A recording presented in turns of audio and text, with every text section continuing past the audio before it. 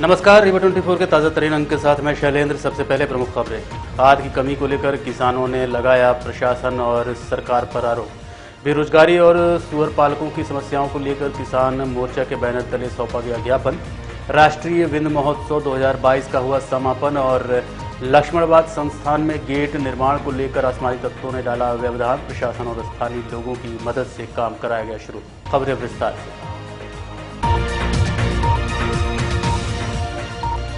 कृषि मंडी में अच्छी क्वालिटी की धान की कमी को लेकर किसानों ने लगाया कालाबाजारी का आरोप। इस समय फसलों में खाद डालने का काम चल रहा है, लेकिन किसान अच्छी क्वालिटी की खाद के लिए परेशान है। किसानों का कहना है कि डीएपी 1840 अच्छी क्वालिटी की खाद है, जबकि 20B013 जो मिल रही है उसकी क्वालिटी अच्छी नहीं है। उनका कहना है कि ये सब जानबूझकर किया जा रहा है। जिस खाद की कीमत 1350 रुपये में सोसाइटी में निर्धारित है और किसानों को उपलब्ध होनी चाहिए, वही चीज़ 1500 रुपये में व्यापारी बाजार में बेच रहे हैं। उन्हें खाद कहाँ से मिल रही है, इस बात को लेकर हमने कुछ किसानों से चर्चा की। और ये 20B013 देते हैं, इसमें कुछ फ़ायदा नहीं होता किसानों को। राखड़ जैसी है, राखड़ डाल दे चाहे इसको डाल दे, बस हम यही चाहते हैं हम लोग कि मतलब 1846 खाद आए सोसाइटी में, पर्याप्त किसान को मिले। कौन कौन सी खाद यहाँ उपलब्ध है, कौन सी नहीं है? यहाँ खाद यूरिया उपलब्ध है और 20B013 है, यही है। एनपीके की है, कोई एक आई है, और 1846 की मांग है किसान की, जो फायदा करती खेत के लिए, वो नहीं मिल रही है। उसको क्या बोलते हैं? वो डीएपी है, डीएपी। और बनिया के पास मिल रही है, लेकिन ओवर रेट में मिल रही है। 1500 रुपये बोरी मिल रही है खुले बाजार में। तीसरा है, मैं ग्राम पटना से आया हूँ, यहाँ से 25 किलोमीटर दूर। और जो यहाँ पे है लगातार हम कई महीनों से आ रहे हैं, डीएपी की लगातार समस्या बनी हुई है। सर, अगर ये कहना है कि डीएपी नहीं है तो डीएपी फिर व्यापारियों के पास पर्याप्त मात्रा में है। जो 1350 रुपये बोरी सोसाइटी में है, वही डीएपी 1500 रुपये बोरी व्यापारी खुलेआम बेच रहे हैं। अगर सरकार कहती है कि हमारे पास डीएपी नहीं है, फिर व्यापारियों को कौन दे रहा है? इसकी जवाब 2023 में जनता देगी। बहुत ज़्यादा समस्या है, सभी किसान परेशान हैं। न यूरिया मिल रही, न डीएपी मिल रही है यहाँ टाइम से। और संयुक्त किसान मोर्चा के बैनर तले बेरोजगार युवकों ने मीडिया के समक्ष अपनी बातें रखी। देश में बढ़ती बेरोजगारी को लेकर आज संयुक्त किसान मोर्चा के बैनर तले सैकड़ों युवाओं ने अपनी बातें रखी। उन्होंने कहा कि इस बेरोजगारी की वजह से देश में नशाखोरी, लूटपाट और अपराध बढ़े हैं। सरकारें कोई भी हो सिर्फ वादे करती हैं, लेकिन पूरे नहीं करती हैं। युवाओं ने कहा कि जो भी योजनाएं आती हैं वो सब दिखावे के लिए होती हैं। घोषणाएं की जाती हैं पर उन पर अमल नहीं होता है। उन्होंने कहा कि परीक्षाएं करा ली जाती हैं, लेकिन पेपर लीक करा दिए जाते हैं और बाद में युवाओं के लाखों रुपए बर्बाद हो जाते हैं। इस संबंध में हमने कई छात्रों से बात की। क्या कहना है आप खुद सुनिए। जैसे कि आपने 12 साल के कार्यकाल में भी देखा और पिछली सरकारों में देखा, चाहे कांग्रेस हो चाहे भाजपा, इन्होंने हमेशा युवाओं के साथ छल किया है। कोई भी वैकेंसी चालू करते हैं, उसके बाद ये न उसका पूरा परिणाम लाते हैं, ना कुछ। छात्रों को सिर्फ, और जो युवा वर्ग है जो नौकरी के लिए भटक रहा है, उसको सिर्फ और सिर्फ धोखा मिल रहा है। चाहे भी किसी राज्य में चले जाएं, राजस्थान में चले जाएं, उत्तर प्रदेश में चले जाएं, मध्य प्रदेश में चले जाएं, छात्रों का हमेशा हनन हो रहा है और उनको कहीं भी नौकरी नहीं मिल रही। इसलिए और प्राइवेट में यदि कोई भी बच्चा यहाँ का जॉब करने जाता है, वो भी शोषण का शिकार होता है। 6000 की नौकरी वो 600 किलोमीटर दूर करने जाता है। इस प्रकार से सरकारों द्वारा युवाओं का शोषण किया जा रहा है। अगर रोजगार दिखता तो ये कोरेक्स के खेपें और ये लूट और चैन स्नैचिंग, ये लगातार जो बढ़ रहे अपराध, हत्याएं, ये कम होती। सरकार बिल्कुल तरह से फेल है और युवाओं को जो झुंझुना हर बार पकड़ाया जाता है रोजगार के नाम पर कि परीक्षाएं आयोजित कराई जाएंगी। MPPSC का देख लीजिए, पेपर हुआ, इंटरव्यू नहीं हुए, और इंटरव्यू हुआ तो फिर सिलेक्शन ज्वाइनिंग नहीं हुई, और फिर पेपर जो कराए जाते हैं उनका पेपर लीक हो जाता है। कुल मिला के ऐसी व्यवस्था की गई है कि रोजगार देना नहीं है, केवल उनको इतना बताना है कि रोजगार कराएंगे। अग्निवीर व्यवस्था देख लीजिए इनकी। 4 साल में बाद युवा क्या करेगा बताइए?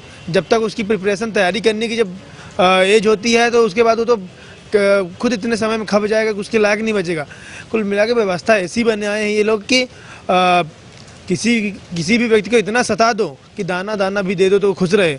तो आज रोजगार के लिए युवा दर दर भटक रहा है, आत्महत्या करने के लिए कदम बढ़ा रहा है, लेकिन सरकार पूरी तरह से निरंकुश है। वहीं इस संबंध में संयुक्त संचालक अनिल दुबे से बात की गई। वो क्या कह रहे हैं आपको सुनवाते हैं। मध्य प्रदेश शासन द्वारा रोजगार के लिए मूलतः दो प्रकार की, एक तो प्रत्यक्ष रोजगार और दूसरा जो है अप्रत्यक्ष, जिसमें हमारे रोजगार और स्वरोजगार सभी सम्मिलित हैं, जो भी 16 विभाग हैं। और जैसे रोजगार के लिए हमारे जो नियमित रूप से रोजगार मेले लगाए जाते हैं, जिसमें अध्ययनरत छात्र छात्राएं उसमें उपस्थित होती हैं, कंपनी के द्वारा लिखित में परीक्षा या साक्षात्कार के माध्यम से उनका चयन किया जाता है। दूसरे हमारे जो अन्य विभाग जैसे जिला उद्योग केंद्र है, खादी ग्रामोद्योग है और पशुपालन है, मछली पालन है, कृषि विभाग द्वारा बहुत सारी योजनाएं संचालित की जा रही हैं, जिसमें प्रमुख रूप से मुख्यमंत्री उद्यम क्रांति योजना है, प्रधानमंत्री रोजगार सृजन कार्यक्रम है और इस तरह से NRLM की योजनाएं और शहरी विकास अभिकरण द्वारा भी योजनाएं, PM स्वनिधि है, ग्रामीण पथ विक्रेता, इस तरह से 16 विभागों द्वारा जो है स्वरोजगार की अनेक महत्वपूर्ण योजनाएं संचालित की जा रही हैं। छात्र को ब्लैकमेल करने वाले युवक को परिजनों ने पकड़कर पुलिस के हवाले किया। गुप्ता टायर्स के मालिक ने बताया कि उनके भांजे शिवम को कोई लड़का काफी दिनों से ब्लैकमेल कर रहा था। उसने पहले 50,000 रुपए लिए, उसके बाद अब 2 लाख रुपए की मांग कर रहा था। युवक का कहना है कि उसके पास शिवम का कोई वीडियो है जिसे वो वायरल कर देगा, लेकिन वीडियो क्या है ये अभी तक पता नहीं चला है। फिलहाल युवक को पकड़कर परिजनों ने पुलिस के हवाले कर दिया है। पुलिस मामले की जांच कर रही है। इस संबंध में पीड़ित शिवम के परिजनों ने बताया, आप लोग किसी को पकड़ के लेके आए? ये जो एक्चुअली इसको जो पकड़ के लाए हैं, ये अभी आज 2 लाख रुपए आज 5 दिन से मेरे भांजे को तंग कर रहा था। इसके पहले ये आज से 15 दिन पहले 50,000 रुपये ले गया था और ये कहता है मेरे पास तुम्हारी कोई रिकॉर्डिंग है, ब्लैकमेल कर रहा है, ऐसे करके 50,000 रुपये ले जा चुका है। अब 2 लाख के लिए ये आज 5 दिन से तंग कर रहा था। तो आज इसको बुलवाए, हम लोग इधर साइड में खड़े थे और ये जो आया तो उसको पकड़ के यहाँ, अब वो ब्लैकमेल कर रहा है। इसके पास क्या रिकॉर्डिंग है, क्या अभी यहाँ भी बोल रहा था आप लोगों के सामने भी, अभी किस बात की बात कर रहा है ये अभी पूरा हम नहीं जानते हैं।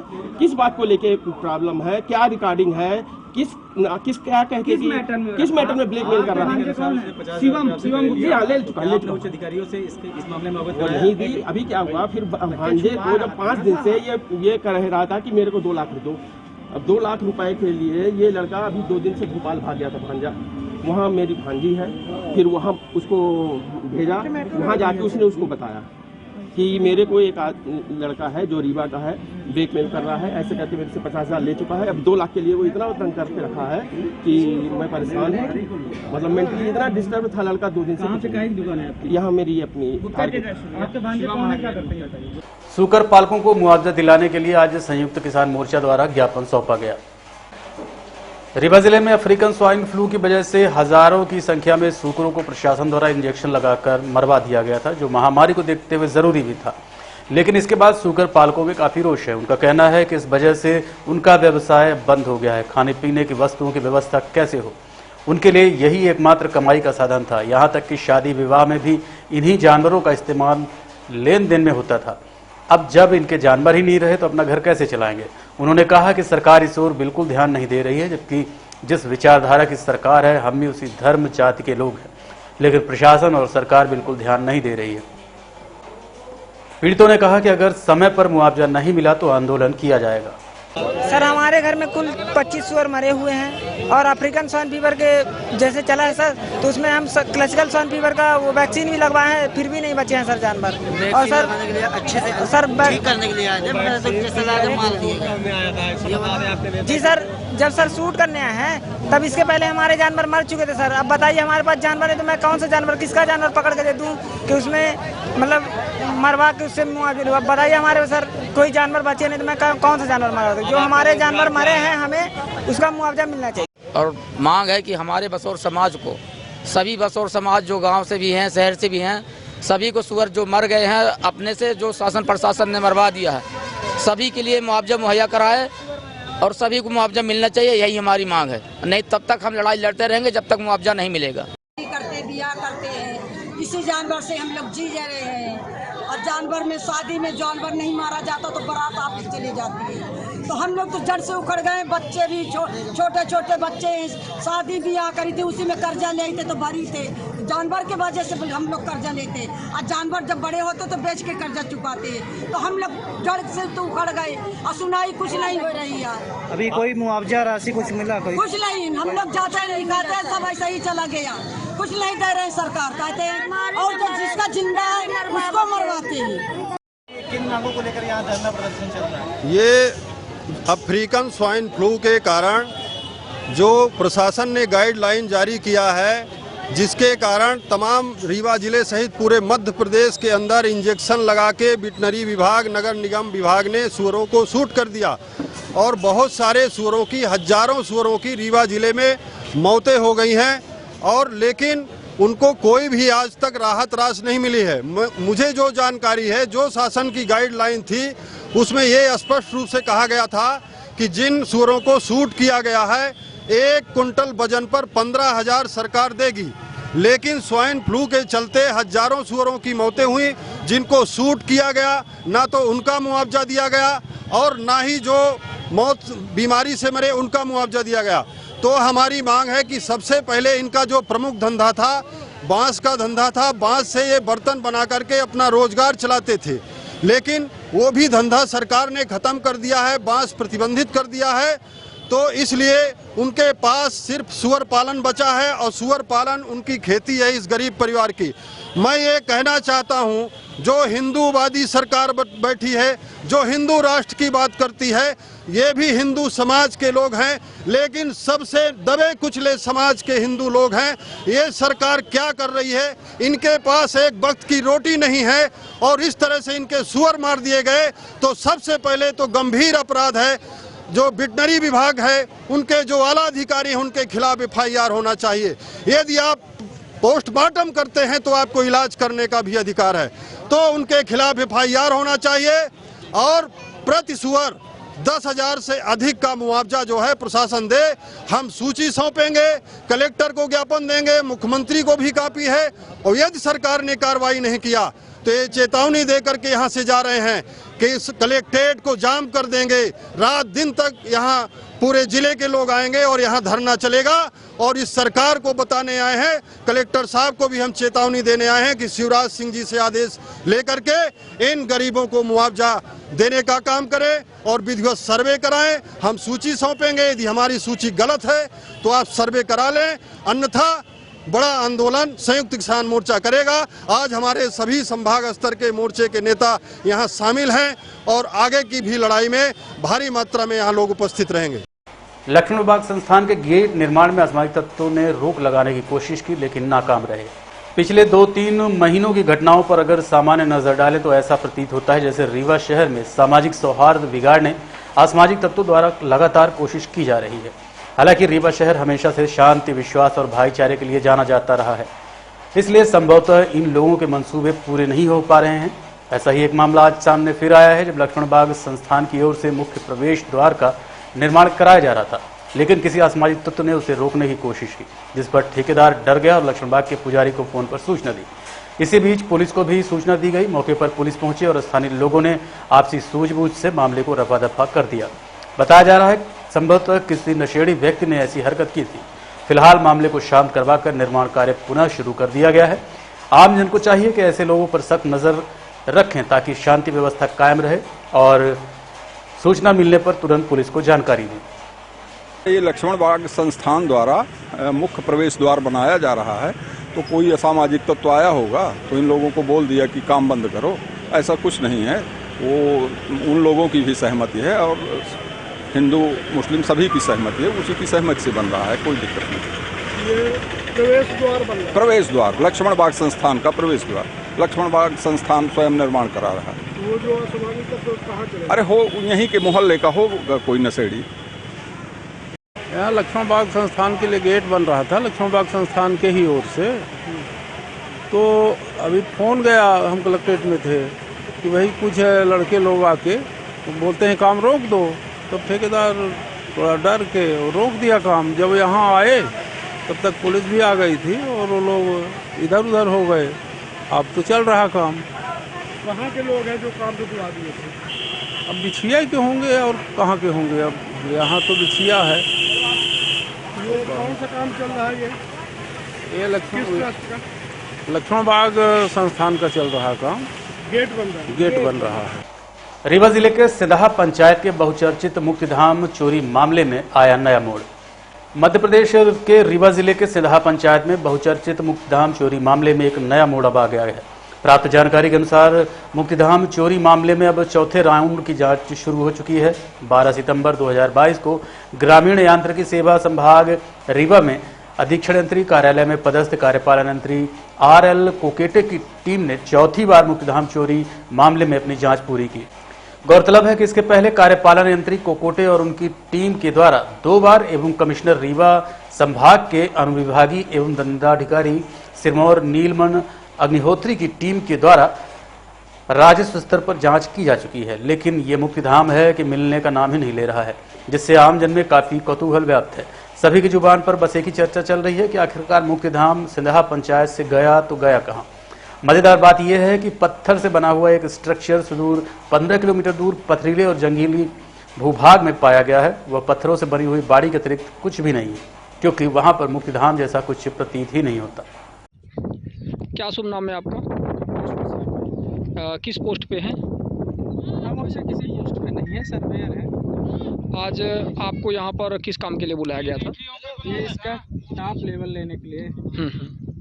तो टॉप लेवल में आपने क्या पाया? अभी तो मैं अब इसको जो है तो अपन कंप्यूटर पे कैलकुलेशन करके ही इसके बारे में। बेसिकली ये कौन सी विधि है जिससे आप ये इसकी आज मापजोख कर रहे हैं? ऑटो लेवल सर्वे। इससे क्या निकलता है? इससे रीवा जिले के गंगेर जनपद अंतर्गत सिदहा ग्राम पंचायत में शांतिधाम चोरी के मामले में जांचें चल रही हैं। बेसिकली मामला काफ़ी पेचीदा है और 2015-16 के आसपास एक शांतिधाम सिदहा ग्राम पंचायत की अराजी नंबर 3 में बनाया हुआ बताया गया, लेकिन वह सिदहा ग्राम पंचायत में नहीं बना हुआ है, नहीं मिला। फिर उसकी तलाश की गई तो पता चला कि वो एक अन्य ग्राम पंचायत की अन्य अराजी में बना हुआ है। अब उसकी जांचें चल रही हैं, तकनीकी जांचें हुई, राजस्व की जांचें हुई। तकनीकी जांच में भी काफ़ी कमियां बची हुई थी, जिसको ऑटो लेवल मशीन के द्वारा भी कल 12 सितंबर 2022 को ग्रामीण यांत्रिकी सेवा के कार्यपालन यंत्री RL कोकोटे और उनकी टीम के द्वारा पुनः एक बार जांच की गई। इसमें ज़मीन का लेवल लिया गया, देखा गया कि कहाँ शांतिधाम है, आखिर बना हुआ था तो कहाँ उसमें मिट्टी पड़ी थी, किस तरह से उसका स्ट्रक्चर होना चाहिए था। तो मतलब ये देखा जाए तो एक तरह से ये पूरा तात्विक सर्वेक्षण जैसी स्थिति निर्मित हो गई है कि आखिर शांतिधाम बना है तो है कहाँ, और मतलब वो कागज़ों पर ही मात्र बना हुआ है। अंत में निष्कर्ष यही निकलने वाला है। तो बेसिकली ये बहुत ही देखा जाए तो एक गंभीर समस्या है कि पंचायती भ्रष्टाचार न केवल पूरे रीवा जिले में बल्कि पूरे मध्य प्रदेश में अपने चरम पर है, और इस विषय पर सरकार को इसको बंद, पंचायती भ्रष्टाचार को कर्ब कर। 13 सितंबर 2022 को शासकीय विज्ञान महाविद्यालय में स्वतंत्रता की 75वीं वर्षगांठ के उपलक्ष्य में अमृत महोत्सव के तहत महाविद्यालय स्तर पर अंतिम प्रतियोगिता फैंसी ड्रेस से समापन हुआ। इस दौरान कॉलेज की छात्राओं द्वारा भारत के स्वतंत्रता संग्राम और सामाजिक मुद्दों में योगदान देने वाली वीरांगनाओं और प्रमुख महिलाओं के किरदार को बड़े ही सादगी से प्रस्तुत किया गया। कार्यक्रम का आयोजन डॉक्टर संजीव दुबे, डॉक्टर केसर कली, डॉक्टर राजीव कुमार एवं डॉक्टर स्मृति द्वारा किया गया। ये आयोजन प्राचार्य GP पांडे के मुख्य अतिथि एवं महोत्सव प्रभारी डॉक्टर अभिलाषा श्रीवास्तव के स्वागत उद्बोधन से प्रारंभ हुआ। निर्णायक मंडल में डॉक्टर अनीता, डॉक्टर बीना, डॉक्टर शांति रहे। प्रथम स्थान में कोमल रानी लक्ष्मीबाई की वेशभूषा में, द्वितीय स्थान पर अंकिता सावित्रीबाई फुले की वेशभूषा में तथा तृतीय स्थान पर भारत माता एवं लक्ष्मीबाई की वेशभूषा में शिवानी तथा लक्ष्मी को पुरस्कार प्राप्त हुआ। परिणामों की घोषणा में ऋतु द्वारा एवं आभार डॉक्टर नीलम द्वारा दिया गया। डॉक्टर पूजा एवं शिवा ने छात्राओं का उत्साहवर्धन किया।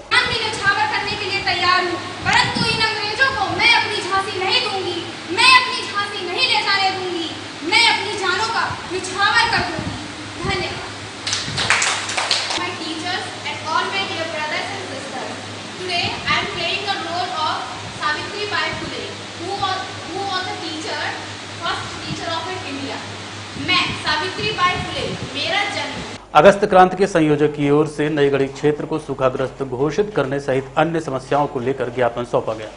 अगस्त क्रांति के बैनर तले नईगढ़ी तहसील कार्यालय में विशाल धरना प्रदर्शन किया गया। तत्पश्चात तहसीलदार नईगढ़ी को मुख्यमंत्री के नाम ज्ञापन पत्र सौंपा गया। मुख्य रूप से नईगढ़ी क्षेत्र सहित रीवा जिला को सूखाग्रस्त घोषित करने, बिजली की समस्या, पानी की समस्या, जले हुए ट्रांसफार्मरों को बदलने के लिए धरना प्रदर्शन किया गया था। मौके पर पहुंचे नईगढ़ी तहसीलदार सहित जेई ने आश्वासन दिया कि इसके बाद धरना प्रदर्शन समाप्त किया गया। इसमें अवैध शराब बिक्री और सूखाग्रस्त घोषणा और जो भी इनकी समस्याएं थी निजी तौर पे, जैसे नल जल वाली योजना है, बाकी जो जनपद में जो कार्य है उनकी एक उच्च स्तरीय मांग की जाए। इस प्रकार की जो मांगे थी उनको मैं आज ज्ञापन के द्वारा लिया गया है और इसको ज्ञापन को जो है कलेक्टर महोदय को सीएम अभी इनके द्वारा आप सबसे छुपा नहीं है कि सितंबर महीना है, पानी पीने तक को नहीं है।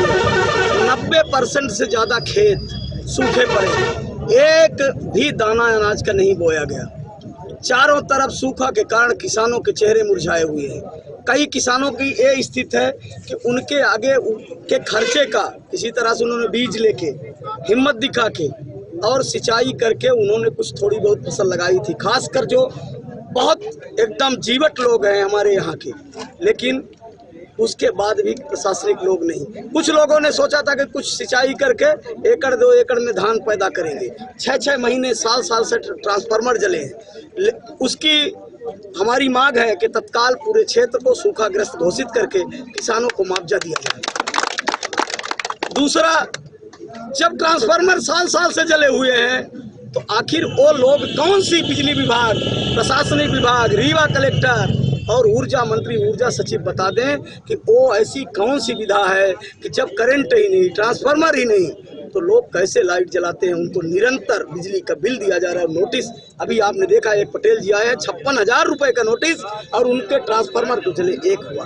तो तत्काल जिन्होंने ऐसे बिल बनाए हैं उन पे FIR हो और सारे किसानों के बिजली के बिल माफ हो।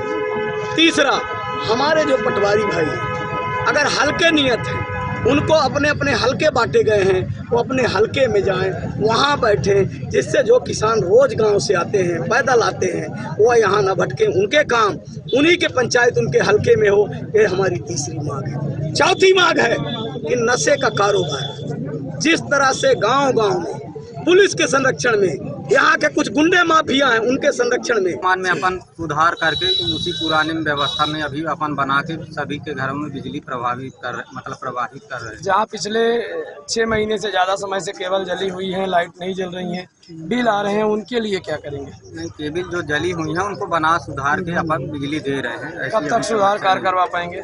लगभग 1 साल के अंदर इसका टेंडर होगा, बड़े पैमाने पे होगा। कोई एक खंबे अभी फिलहाल बिजली देने के लिए क्या व्यवस्था करेंगे? अभी जो अपनी केबिल है उसी में अपन व्यवस्था बना के उसमें सुधार करके दे रहे हैं। आपका जैसे भीड़ है, कौरी है और कई गाँव आपके जानकारी में है क्या ये गाँव? हाँ है। तो इनमें भी फिलहाल व्यवस्था कब तक करवा देंगे सुधार कार्य की? केबिल का सर्वे हो चुका है लगभग 1 साल के अंदर। आपने बताया केबिल का सर्वे हो गया है, 1 साल के अंदर नई केबिल लगवा देंगे, लेकिन फिलहाल जहां से भी जानकारी मिली है कि लाइट नहीं जल रही है केबिल की वजह से, उसका सुधार कार्य फिलहाल कब तक करा देंगे कि जलने लगे? अभी मेरे संज्ञान में ऐसा नहीं आया है तो कोई पर्टिकुलर एरिया यदि हो तो कोई भी बता सकता है, उसमें हम सुधार। कौरी में है एक, आप संदीप द्विवेदी के घर के पास, और एक डिहिया में है और डिहिया पड़ाल में है। उनमें अपन सुधार करके तुरंत बनवा सकते हैं, लेकिन फिलहाल अभी केबिल में 2 साल से ट्रांसफार्मर लगाई जा सकती है। क्या नाम लिखते हैं, किस पद पर पदस्थ है? रंजीत खैरवार मेरा नाम है, जूनियर इंजीनियर नईगढ़। आज 12 सितंबर 1 सप्ताह के अंदर। देखते रहिए रीवा 24 न्यूज। मिलते हैं छोटे से ब्रेक के बाद। हड्डी जोड़ एवं रीढ़ रोग तथा स्त्री रोग एवं प्रसूति रोग का इलाज एक ही छत के नीचे। विघ्नहर्ता hospital and trauma centre, hotel landmark के पास, रतहरा, रीवा। डॉक्टर संतोष सोनी, पूर्व चिकित्सक, बॉम्बे हॉस्पिटल, मुंबई। हड्डी जोड़ एवं रीढ़ रोग विशेषज्ञ, छोटे चीरे एवं दूरबीन विधि द्वारा हाथ तथा पैर की हड्डियों का ऑपरेशन। गठियाबात, जटिल एवं बिगड़े हुए फ्रैक्चर का बेहतर इलाज करते हैं डॉक्टर संतोष सोनी। विघ्नहर्ता हॉस्पिटल ट्रॉमा सेंटर में ही स्त्री एवं प्रसूत रोग विशेषज्ञ डॉक्टर शैलजा सोनी भी उपलब्ध हैं, जिनकी देखरेख में नॉर्मल डिलीवरी, सिजेरियन ऑपरेशन एवं बच्चेदानी से संबंधित ऑपरेशन की बेहतर सुविधा। संतानहीन दंपत्ति तत्काल संपर्क करें। विघ्नहर्ता hospital and trauma centre, hotel landmark के पास, रतहरा रीवा। सुविधाजनक एवं सफल इलाज हेतु आज ही संपर्क करें। विघ्नहर्ता hospital and trauma centre, hotel landmark के पास, रतहरा रीवा। मोबाइल नंबर 7828781983 अथवा 8462956774 पर।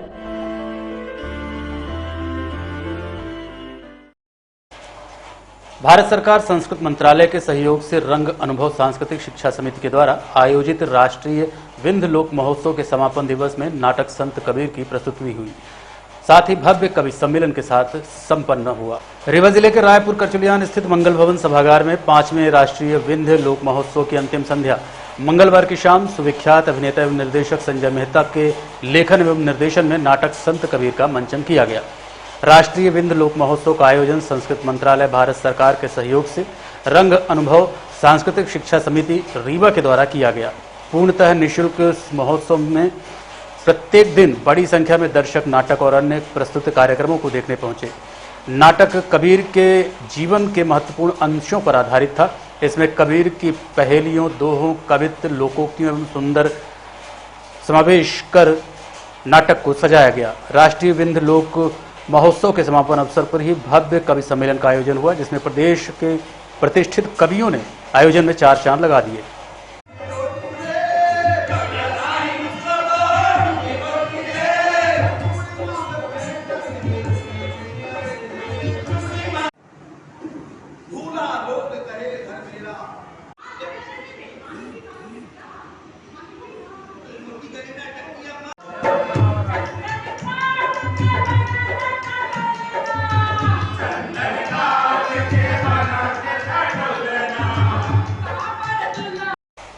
आज के अंक में इतना ही। देखते रहिए रीवा 24 न्यूज। नमस्कार।